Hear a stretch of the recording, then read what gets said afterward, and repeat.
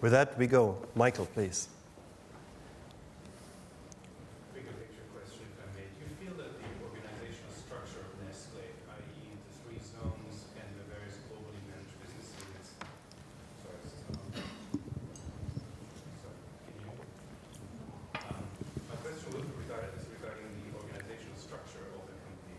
Do you feel that having 3 zones and in addition these globally managed business units in this day and age is still the right structure? Would that enable you to potentially generate more in terms of cost savings going forward if you were to have the zone presidents essentially also manage water, nutrition, and so forth in their respective geographies? Yeah, it's a fair question, and let me comment. Yeah. Okay, let me just repeat the question. So it was about whether the organizational structure of the company with those 3 zones, and then in addition to that, several globally managed businesses, whether that organization is appropriate going forward. And that's a fair question.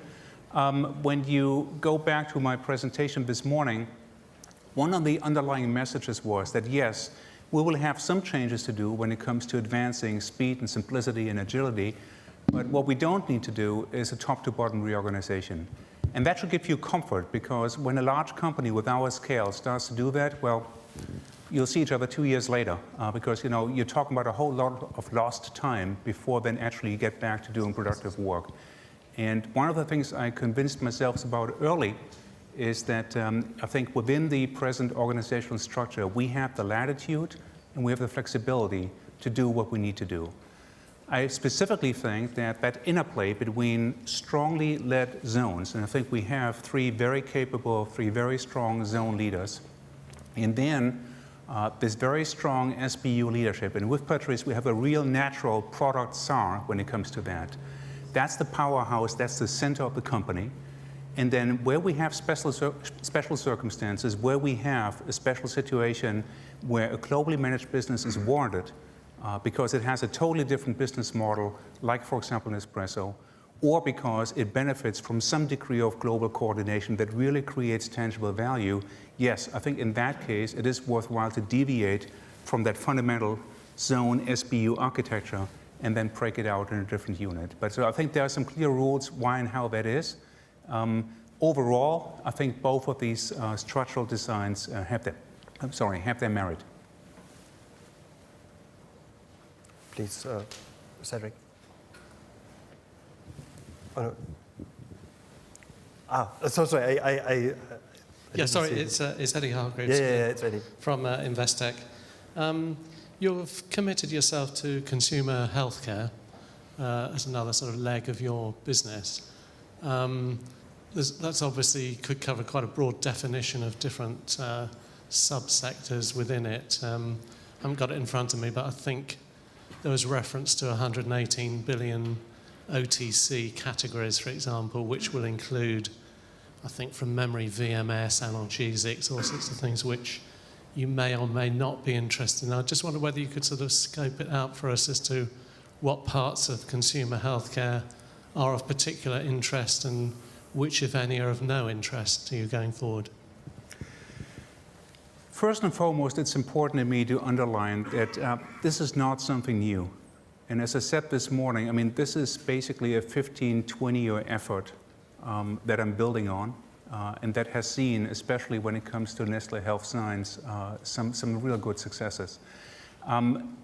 Rather than focusing on these 2 labels, health science and skin health, we deliberately try to give ourselves a bit of flexibility by trying to find a label, find a placeholder that really covers both of these, and hence the consumer OTC healthcare label that gives us some flexibility when it comes to opportunities going forward, what we're going to be pursuing. What I can promise you is that this should not be a carte blanche for reckless diversification in that space, because you're quite right, it's a very large category, but it's also one that is quite diversified.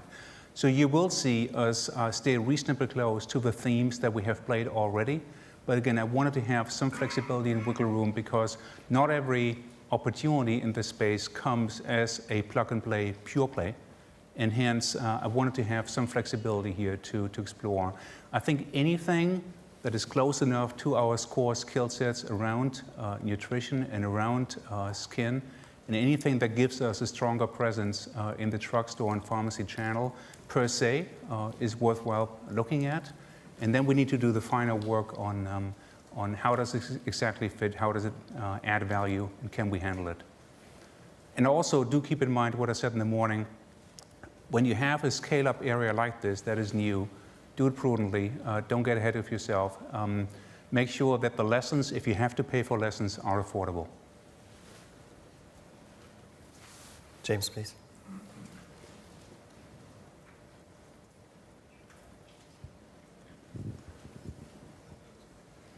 Two quick questions, if I may. First, the growth categories that you've talked about, with the very big exception of coffee, they're all low return categories. They're amongst your lowest return, well, they are your lowest return categories. So if you're stepping up investment in categories that are already very low return, how can you be so confident that group ROIC is going to continue to increase? Well, not continue to increase, to increase. And secondly, are you able to quantify the Nestlé Continuous Excellence savings? You've given us a lot of detail, I guess, on the restructuring program, excuse me, the restructuring program and the savings you expect there. But I'd like to get an idea of the overall retention rate. Why don't you two take the second one and I'll answer the first one. On NC, we have said in the past that we were generating about 1.5 billion Swiss francs of savings, which once again, as we said in the past, have been reinvested for growth for about 85% of it. So you can consider that the amount of saving that we will generate in the future is probably in that, along those lines as well in terms of amount for the future. Once again, as I said earlier, we expect to reinvest most of it for growth, and I gave some examples such as product reformulation, price competitiveness. It can go as well. In the past, we did quite a lot of marketing investment as well. Might be a little bit different. You heard what Patrice said about achieving efficiencies as well in marketing, so it might be a little bit different. I indicated as well that with NC, it's a good way to handle as well some commodity fluctuation that we have on a regular basis. So, but you can expect that the amount will be pretty similar to what we had in the past. I would dispute this notion that only coffee is the high return activity. And I think it may have something to do with the fact that here is a business that by and large we have built up internally over 80 years.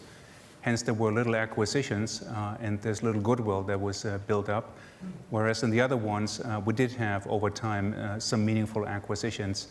I think that should not cloud your judgment going forward, because even though you may have paid a large amount of goodwill to get into this space and get your ticket punched, going forward then to grow this now with OPEX and CAPEX and do more of the good things that we're doing, maybe actually very high return activity. So that's why I think looking at the margin, looking at the cash generation is more important than looking at some of the past behavior that led to those goodwill numbers.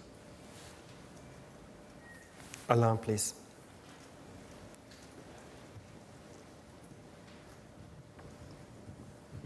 Thank you. I have a question, which are 2 points. First, regarding cost savings. Some of your competitors, they outsource quite a lot of their activities, i.e. distribution or also the production side. Isn't that we didn't hear a lot about outsourcing today. Wouldn't that be another cost-saving path you could go? And the other thing is regarding all these joint ventures you have. Isn't it increasing your complexity in order to reduce it? So first, on the manufacturing side, I mentioned that we have 418 plants, but we do have quite a lot of co-packers as well. So this is something that we use extensively as well, which is not part of our program. So we do not hesitate to do it. Obviously, whenever we do it, it means less CapEx, but it means usually you have a lower margin because obviously the co-manufacturer needs to make his own margin. But we do use it extensively as well. When we use it, it is more with flexibility in mind, or to acquire a certain skill that we may not have available right at that moment. But look, over time, especially in a competitive setting, you want to be sure that you control some of your core activities. So when it comes to asset-light models where you actually do not fulfill some of your core activities, I'm always a little suspicious of that. So again, I think that mixed model that François is describing is a good one. On joint ventures, look, it depends on what both sides bring to the table, how that partnership goes. Joint ventures can be great, or they can be time-consuming. So I think being pragmatic on this is the best approach. Mitch?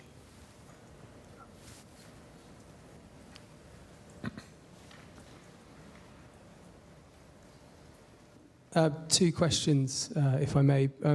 Firstly, I'd notice in the slides from today, you haven't given the 1.5 times net debt to EBITDA target you gave in the review in the summer. Is that still a valid target? And then secondly, can you talk about R&D and marketing investment? Are those two lines of the P&L ring-fenced in your new margin target? Thank you. Okay, just on the first one, so the net debt to EBITDA ratio of around 1.5 that we indicated when we did the announcement for the share buyback is not a target. It is a consequence of the share buyback announcement. So read it as we are ready to move from the current 0.7 times to around 1.5 times. But once again, it's not a target, it's a consequence. Just on the cost sides, we do not exclude any area from the cost-saving program, so which means that marketing and R&D are part of it. You heard Patrice talking about some initiatives that he is taking in order to improve the efficiency of our marketing spend. In R&D, you might have heard in the media that we have taken a certain number of initiatives as well that are involving some of our R&D facilities. That being said, as far as R&D and marketing is concerned, we will pay a special care not to hit in any way our capacity to grow today or tomorrow. So which is the reason why we want to focus essentially on structural costs, which are non-consumer facing activities, but there is no sacred cows, there are no savings too small, and there are no areas that are immune to this program. Thank you. Okay. There's Warren right there, Luca. Maybe you can pass the mic.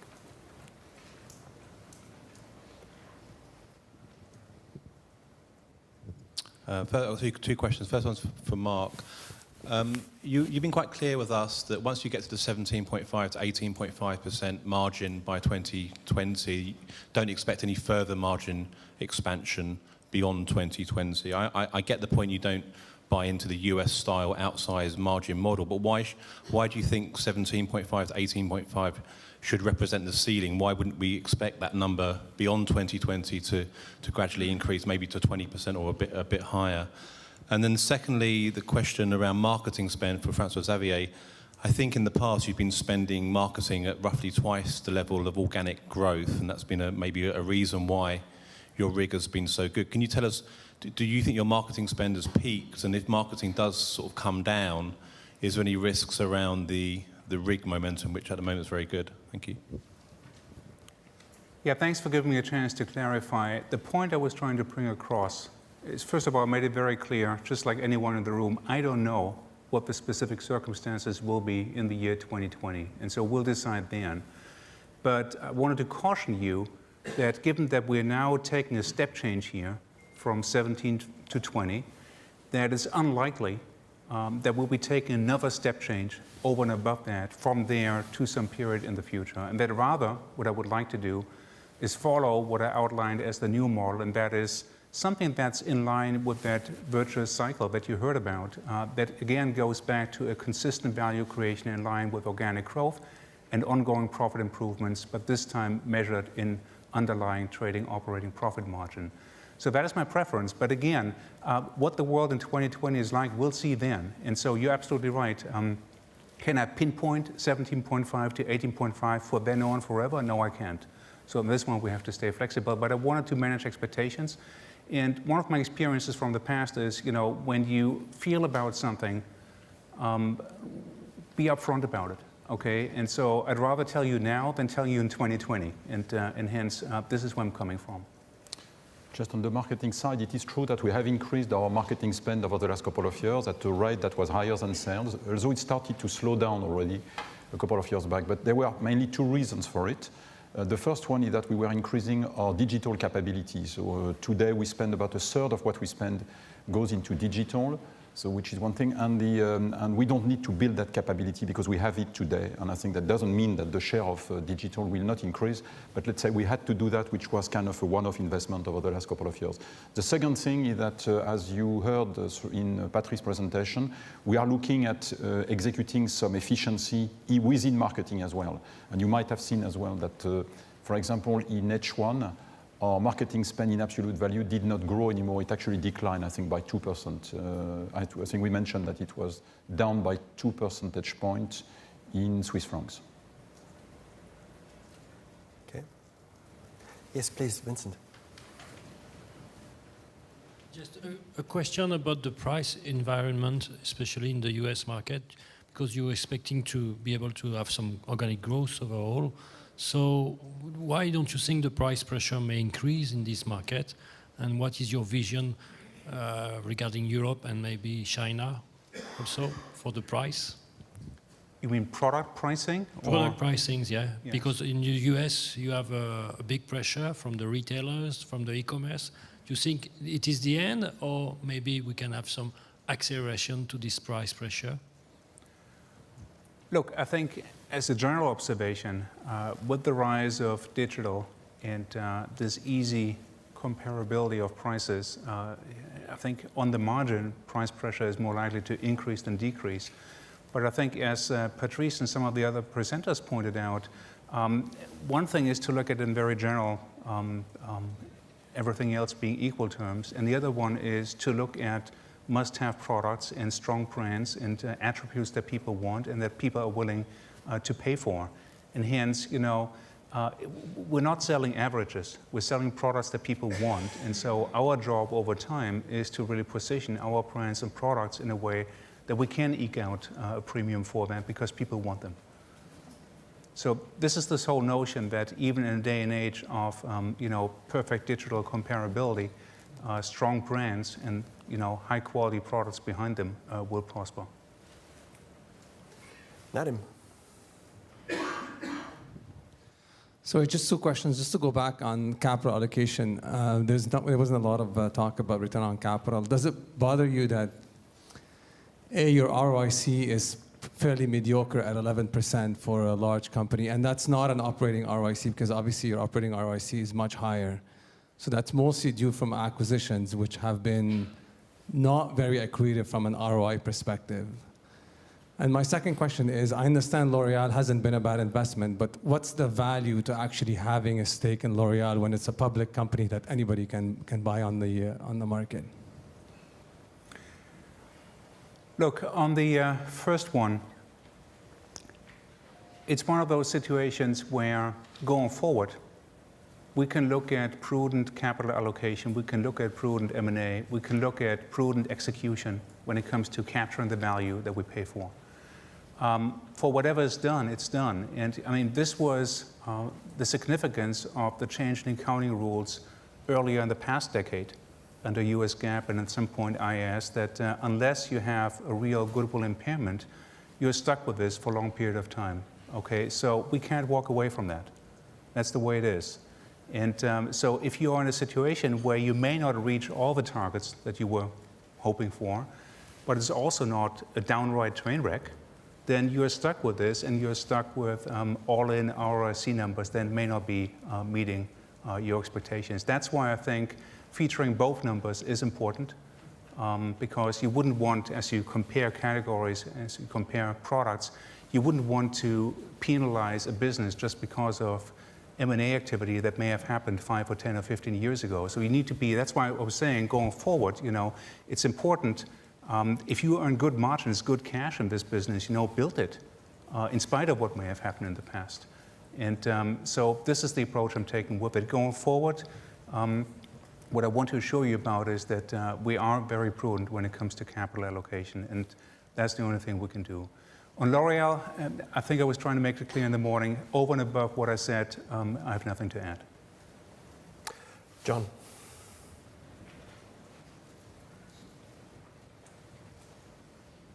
Maybe as a bit of a follow-on from that question. Previously, you said you wouldn't do an acquisition unless you were able to get the cost of capital back within 5 years, i.e. ROIC above WACC within 5 years. Is that still the case when you're thinking about M&A? As an add-on, what do you think your WACC is, incidentally, at the moment? And then maybe one for Mark. We haven't talked about medical nutrition and potentially, acquisitions or expansion into medical nutrition. It's obviously a business you know very well. Is it just sort of competition concerns that stop you talking about maybe doing deals in that area, or is it an area where you think actually, it's not really the focus for you? Thank you. The ROIC is obviously one of the dimensions that we look at when we make an acquisition. We indicated a few years back, indeed, that we were targeting directionally to have a return on invested capital above our WACC within 5 to 7 years, which I think is a reasonable assumption, which is certainly one of the KPIs that we look at. It's not the only one. We look at other KPIs like internal rate of return. We look at the contribution in terms of growth and so forth. So, but that's one of the indicators that we are using. You were asking where do we see our WACC today? So it's around 7%. In terms of medical nutrition, look, it's a highly attractive category, no question, but it's also a fairly concentrated category. So when it comes to larger targets, that's going to be hard. When it comes to bolt-on acquisitions, when it comes to technologies to bolster our footprint in this space, yes, absolutely, any day. Okay. Celine, please.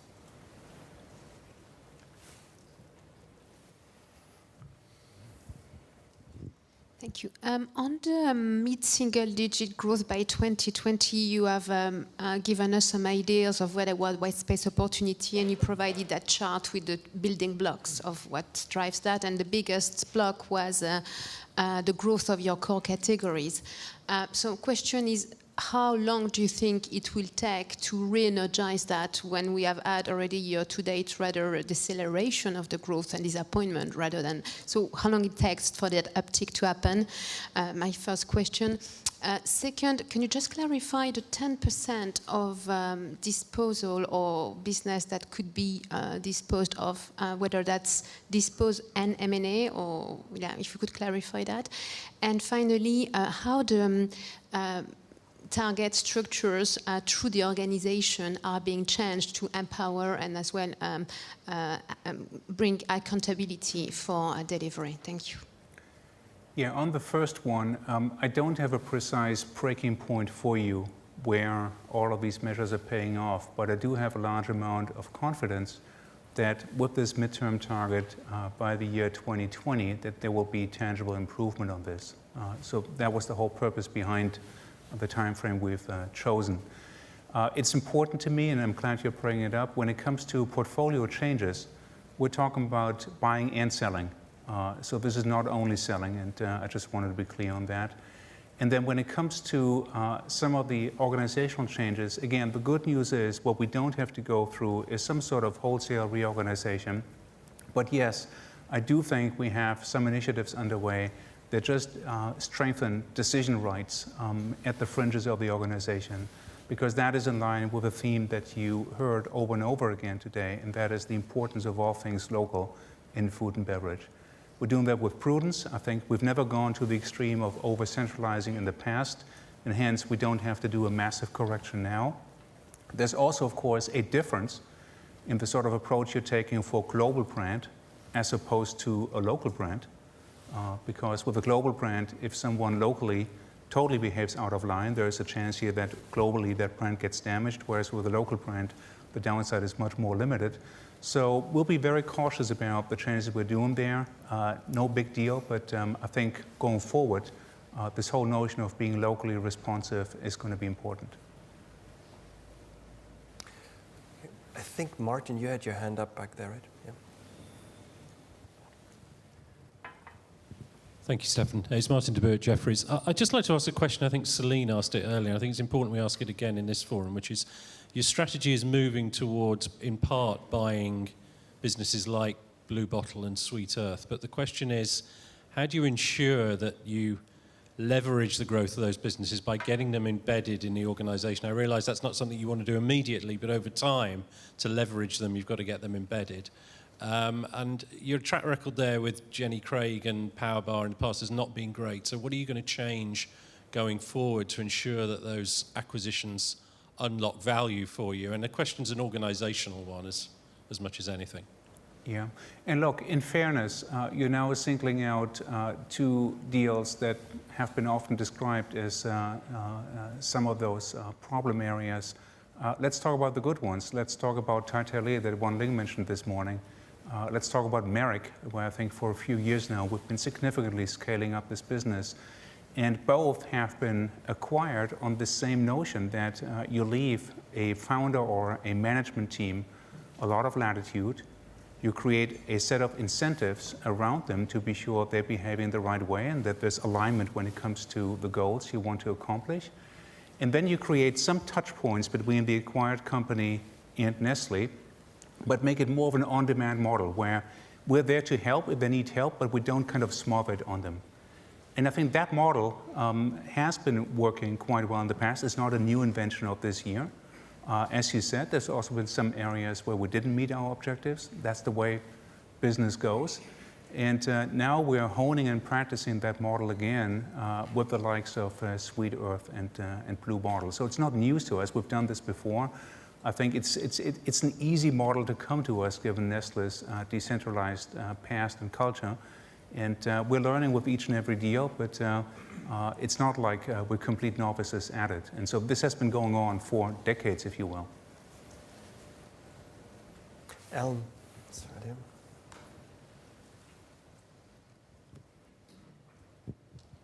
So I'm Alan Askin from Credit Suisse.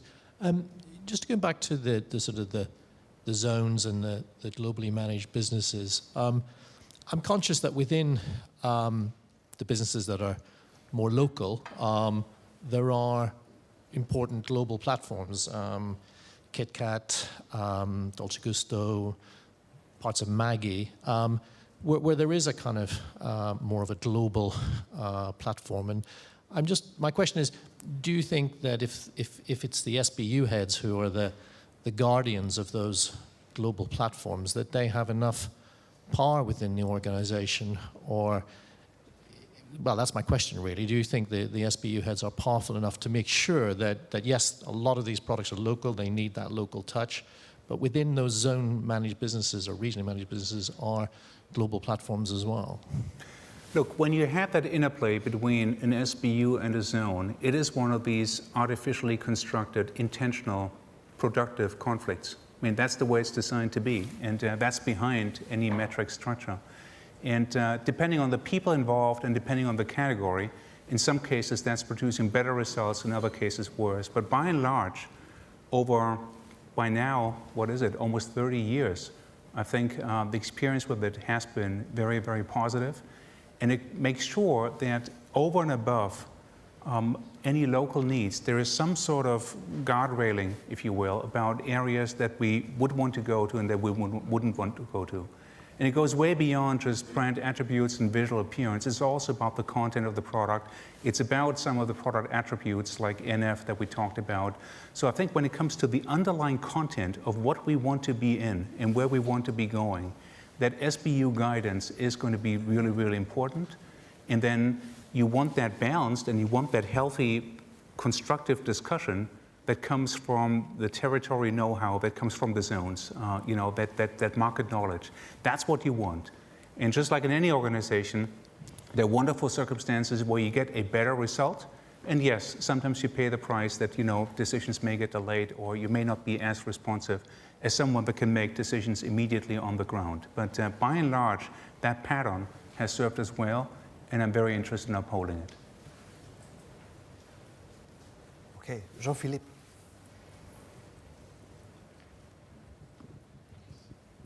I would like to come back on the return on invested capital question. And we have seen this morning that capital spending, working capital, factory closures, disposals play a big role a big part of the equation in your strategy. So I wonder why you stick to a margin target instead of giving some return on invested capital target, which is my view is a better measurement of value creation. It's an excellent question. And I think in addition to comparability, in addition to also showing you some visible progress, don't forget, we just talked a minute ago about that portfolio change, the roughly 10%. And with that, it's very hard to estimate exactly, what amount of goodwill is leaving, what amount of goodwill is coming. And so I felt, to use something that's closer to the actual operations in this case, like an underlying trading operating profit margin, is easier for you to follow, easier to understand. If that points the right direction, and if we exercise prudence when it comes to deploying capital, then ROIC should also move the right direction. So again, rather than pinpointing something directionally, I think it is consistent. Jeremy?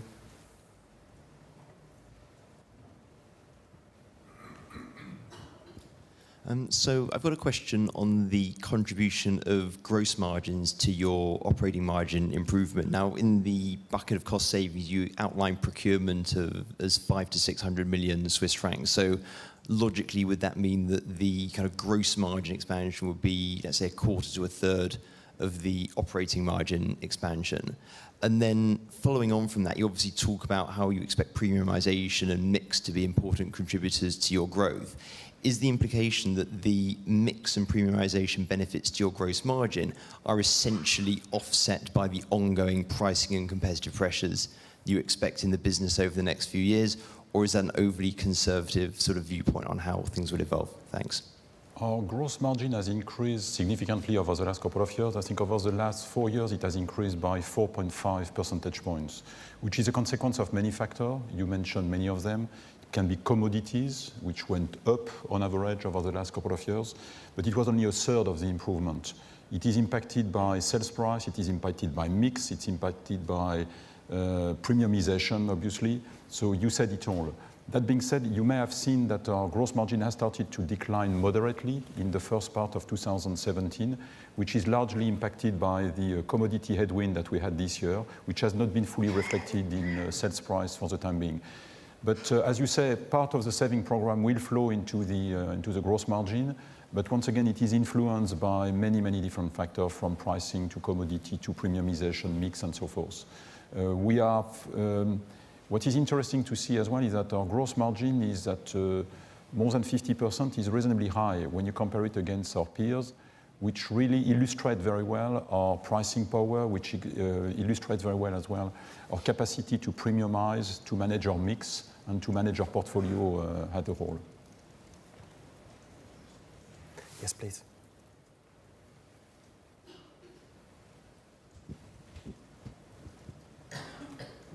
Hello. I think you mentioned in your presentation that you changed some of the incentives in order to align with the cost savings plans.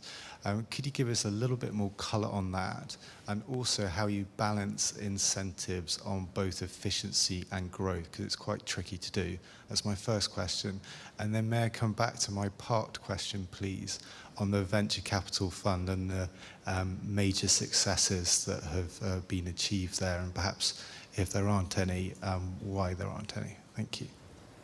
Maybe I can take the first one, and then François can answer the second one.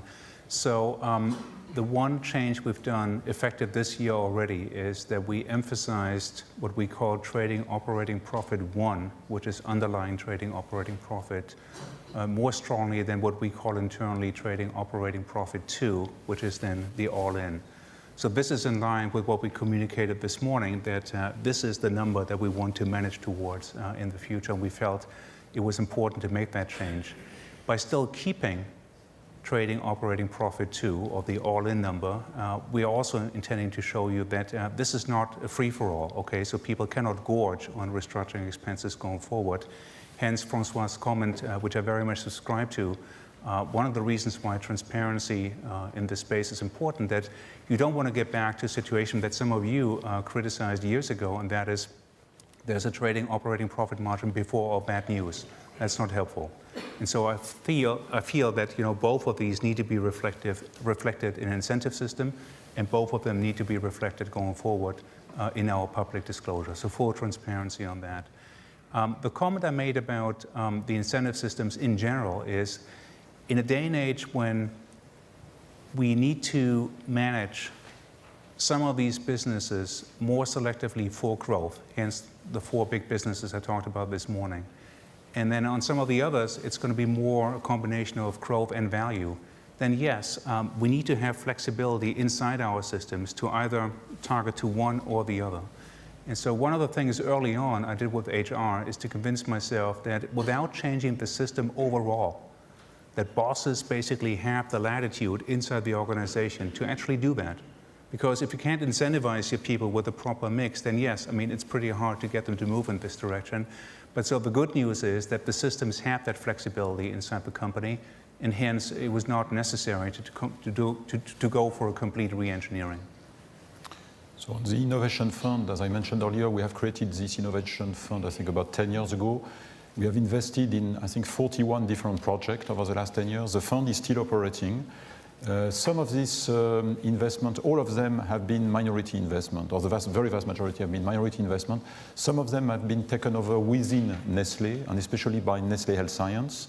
Some of the companies have been IPO'd, some of them have been sold, and most of them are still within the fund. We do not communicate on it because it's not really material relative to the size of Nestlé. Stefan, since we parked some questions from this morning, I remember there was another one on water in the US, and I just wanted to confirm, yes, we're highly interested in expanding our footprint in sparkling in the US, because that's clearly a growing area. And the other one where ideally, in the long run, we'd like to improve our footprint is in premium still, because we have lots of still offerings. We have some that are borderline towards premium, but having a stronger footprint in that space is very desirable to us. While we're at parked questions, the last parked one was on nutrition in China. Maybe you could elaborate on that. And what was that question again? The question was our outlook on nutrition in China and the current regulation. Yeah, and I think that's very consistent with what we communicated in prior quarters, and that is that with the two-child policy now taking effect, and also the stronger awareness on quality, that I think the news is good for us. I think this plays to our strength, and hence we're reasonably optimistic when it comes to 2018, 2019. There was also, until recently, a lack of clarity about some of the e-commerce traded products because it was unclear to what extent that is actually something that is tolerated and supported by the Chinese government. They recently clarified that, and hence this whole notion of supporting product that's traded on e-commerce, which includes a lot of imported products, is also very important to us, so we'll adjust accordingly and take advantage of that situation. Good. Next. I think there's a question there. Yep. Maybe first Stuart, and then you pass the mic over. Can I just come back to US frozen? So, you know, if you look at your portfolio, you often talk about owning things where there's clear health or wellness benefits or something you can communicate. And I understand the science around frozen, but the consumer often doesn't seem to believe it. And I think many of us in the audience are struggling to understand what you see as the strategic benefit of being in that segment. So perhaps you could just talk to that a bit. Yeah. Look, I think this is one of those where you do not change perception from one year to another. I think that lean cuisine example where we have been in a decline for 5 years, from 2010 to 2015, it's been accelerating because of consumer perception. And then, as a result of some of the repositioning and also change of recipes and change of content, we managed to turn around that brand. These things do take a while to take hold. And I think overall, if we multiply our healthy and convenient offerings in that space, then I have confidence that over time, consumers will learn and understand, and that consumer perception will follow. Let's also be realistic. I mean, we have a large number of frozen offerings that are not exactly NHW, and hence, I'm realistic about that. But to me, to vilify then the entire category doesn't make sense, because I think with our very efficient frozen supply chain, we have a source of competitive advantage. We have the skills and the know-how to bring to you very healthy, very delicious frozen products.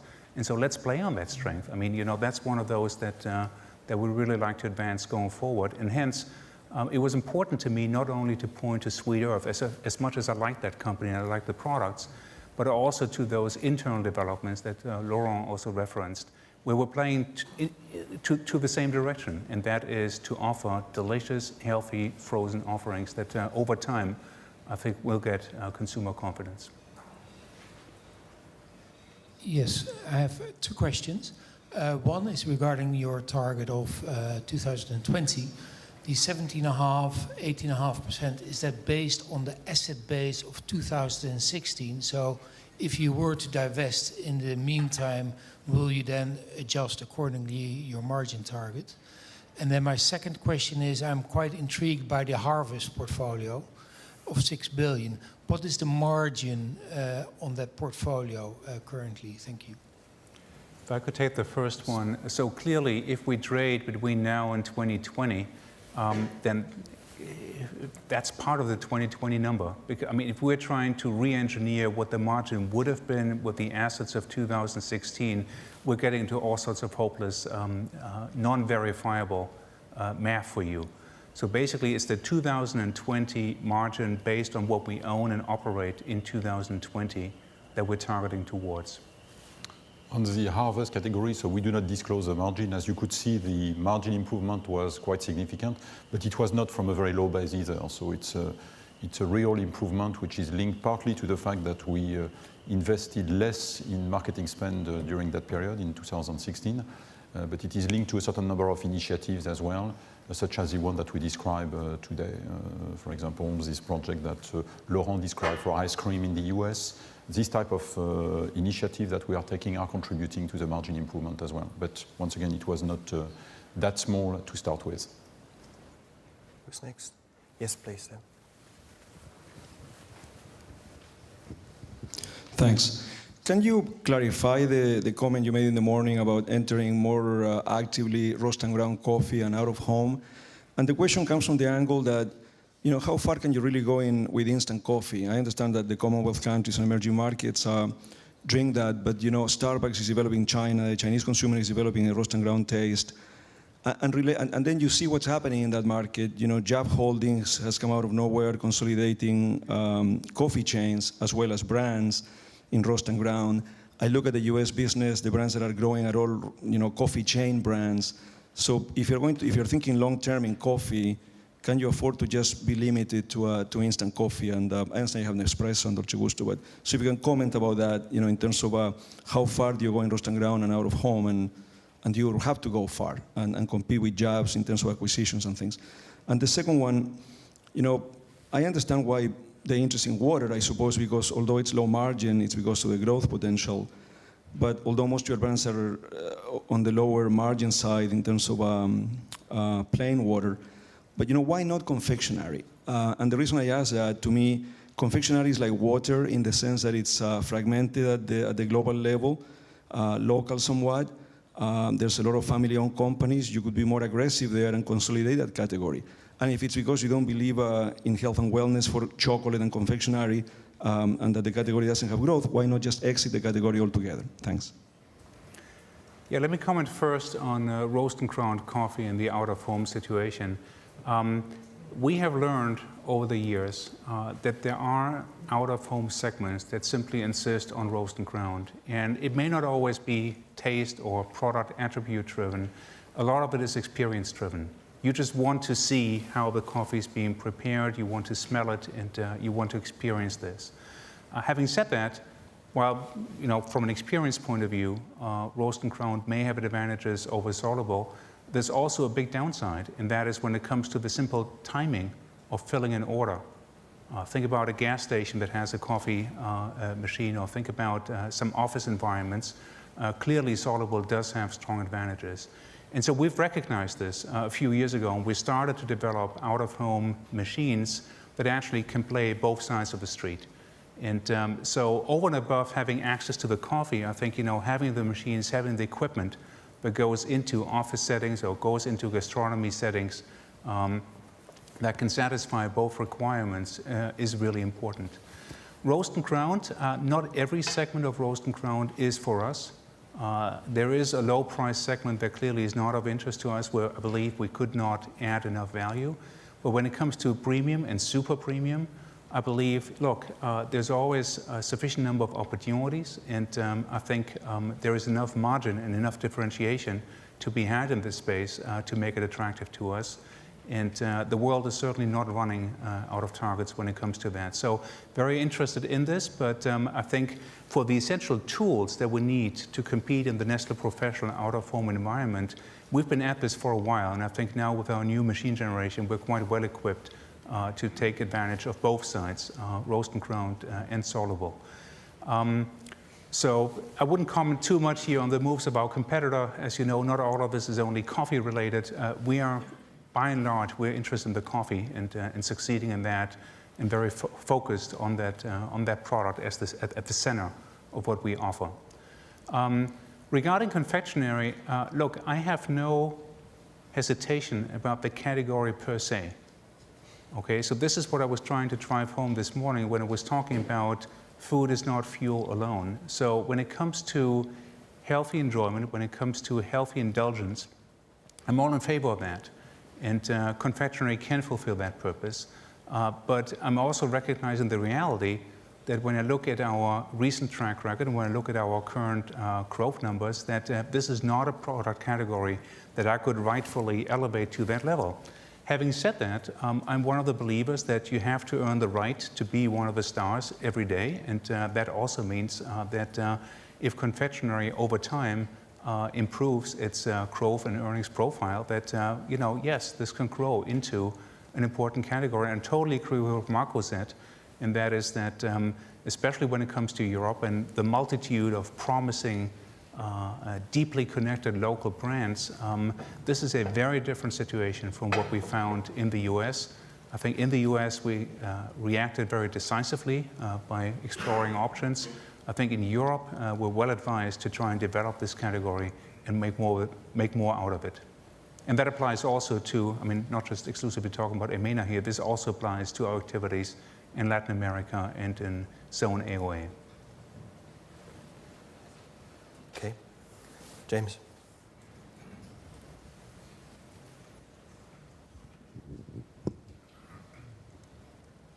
Mark, you transformed Fresenius basically through M&A as a non-Fresenius follower. At least that's the way it seemed. You've made it relatively clear today that's not going to happen at Nestlé. Is that just a function of Nestlé's size, or is there anything more to it than that? At the risk of being a little impolite, you have no idea how much change there was beyond M&A. Okay. No, I accept that. Okay, and in all modesty, aside from the M&A, look at the organic growth numbers, look at margin development. This was a lean and mean fighting machine, and I'm proud of it. But you did do quite a lot of M&A. On top of it, yes. And I'm proud of that also. No, it's a serious question. And is there anything about Nestlé compared to Fresenius that makes you think it's not susceptible to M&A in the same way? I wouldn't work by analogy here. Again, different circumstance. This is the past. I'm happy and proud about it. This is the future, and I'm excited about it. Good. Patrick, Schneider. Sorry. You will increase restructuring costs for the next couple of years. What would be a fair assumption for the long term, so meaning after 2020? Would it be, again, let's say 50 basis points, or what's your assumption here? And second question, regarding large customers like Walmart, they are pushing private label. How do you cope with this situation? I guess you never will produce private label products. Yeah. Let me focus on the second question, and then François can comment on the first one. Look, private label is a way of life. And if anything, the US was coming to that later than some of the European markets. And to me, it's all about this new anytime, anywhere environment where, yes, just like we are free in some cases to use multiple channels to reach the consumer, a retailer is also free to develop private label. And so this is a fact of life we have to deal with. We have to differentiate our brands in ways that are meaningful and that consumers want them and go the extra mile for getting them. And so to me, the actions of one specific retailer in that direction don't change that picture. On restructuring costs, as you can see, we are planning to spend 2.5 billion over a 5-year period, which means about 500 million a year. So obviously, at a time of relatively intense restructuring, so which means that post-2020, it should be lower than that amount. So I think it's a reasonable assumption. So lower than 50 basis points? Yes. Okay, thank you. Good. There's a question back there. I'm sorry, I can't really see it well against the light. Thank you. I think it was Patrice's presentation which indicated that in a couple of places you were late to megatrends, be it natural or organics. Can you explain why this was? Is it the size and scale of the Nestlé business, or potentially back to the complexity of the organizational structure? And what confidence can you give us that you won't be late to the next megatrend? And then my second question is really about the new growth channels you've talked about, be it drugstore, out of home, e-commerce, home delivery. Can you give us an overview of what the potential change in delivery cost or cost to serve might be for those models, as many of them don't actually make any money?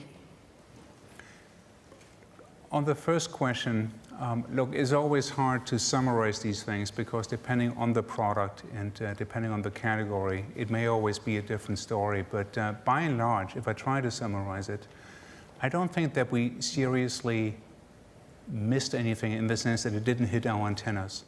I think we were sometimes slower than we wanted to be in terms of meeting things and really rolling things out and being there when other people were starting to develop that market. And that is something we have to work on. Will we hit everything on time going forward? Probably not. There's too much going on. Are we committed to doing better? Yes, we are. In terms of the e-commerce and anything that's related to direct distribution in this, yes, you're absolutely right. This is one of those where you see shining success stories and also some pretty bad examples, and I think we have to be selective about this. Some of the people asked me in the break, like for example, why could it be that we profitably operate a water truck in the US, but why don't we have a pet food truck? And yes, when you look at the routing that would be possible, you know, the sheer density that you can serve with a water truck as opposed to pet food customers, yeah, I mean, the economics clearly prove that one of them can work right and the other one would have a problem. So I think you need to stay flexible and rather than doing a one-size-fits-all, experiment, learn from it, try to take your lessons and then apply it. What we're not going to be doing is hopeless stances. You know, this whole idea of when you really see that there's no way to make money, then yeah, at some point, we take things off the table and do something else. I mean, this whole notion of more rapid learning and trying and doing and adjusting to a new reality. But we're not going to do hopeless stances. Yes. Thanks. Maybe a related question, again, on the issue of the complexity of the organizational structure. But you mentioned delayering, I think, a couple of times, and speeding Nestlé up as a consequence of it, which sounds pretty interesting, but I guess we haven't had that much detail on that. I appreciate it's quite a sensitive area. But I was just wondering if you could share your thoughts on the prospects for delayering at Nestlé, speeding the business up, and how meaningful that could be in terms of improving growth. Yeah. Look, several things at work. One clearly is about decision rights, and so that has nothing to do with delayering. And then by brand, by category, and also by zone and market, you're trying to understand what gets decided where in the interest of speed and clarity. And then the other one, yes, we are reviewing in various groups and departments spans of control. There is no, as I said, there is no wholesale reorganization for the entire company. I think we would not be well served with this. It's not necessary. But yes, department by department, group by group, this whole notion of analyzing spans of control and being sure that you're competitive and that your SG&A overall is in line with best in class, I think that's ongoing activity. And you know, that's our duty to do that and be sure that we are efficient on that front. Joanna.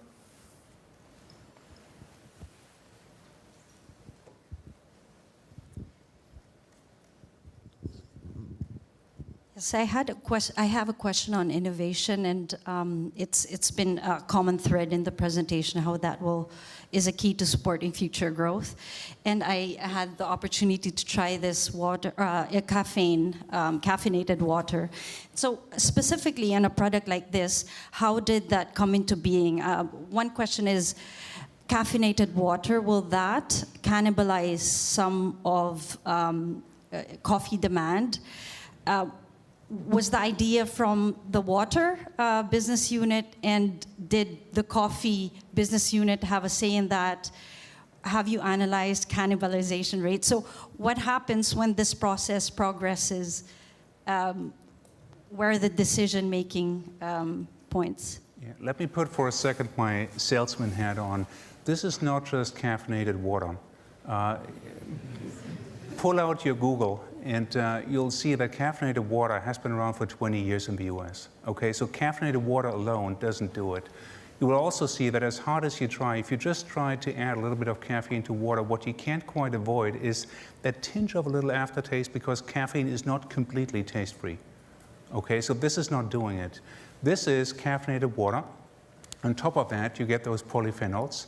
And you have, I think, a nice and pleasant taste that's not overly sweet. And so, it's really the complete set of attributes that make this product very attractive to us.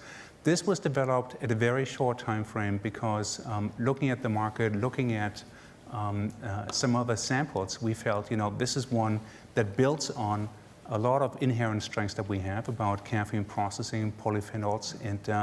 And so this is the reason I feature this over and above the fact that water is one of our core categories, is simply that I think here we brought something to a proof of concept in a very short time frame.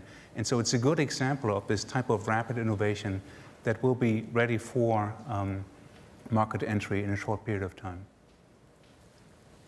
Good. There's another question from Alan, and then...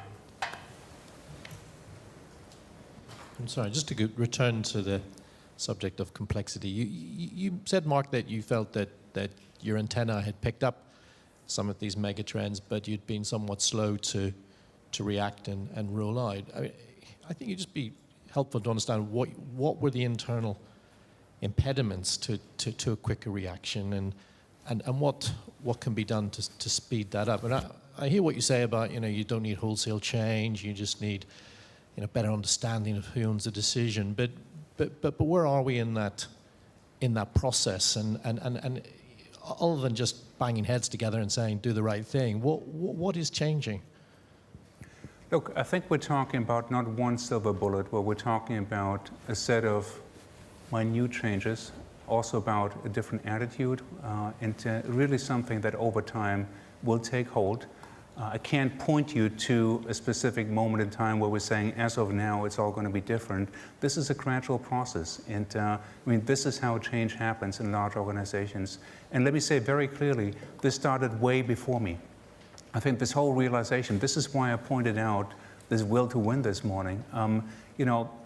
This realization that the world around us is changing, that we're losing share to this quote-unquote other category. What do they have that really puts them ahead of us? And this whole analysis, how do we need to change and what do we need to do? That started years ago, and I'm having now the benefit of actually seeing some of those changes come to fruition. So in a sense, this is a gradual process. This is not something that started at a given point in time. We're on our way, we're serious about this, and we'll make it happen. But if you're trying, if you're trying to distill it to something, okay, here exactly is the problem, it got fixed in July 2016, and now it's showing benefits as of fall 2017. No, the world doesn't work that simply. Good.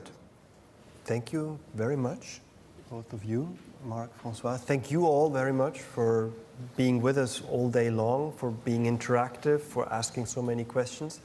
I hope you found it worthwhile. I hope you had a great day. And we're going to take a bit of a longer break now. For those who subscribe for dinner, we meet back here at 6:30 for cocktails. And then the vegan dinner that you all looked forward to.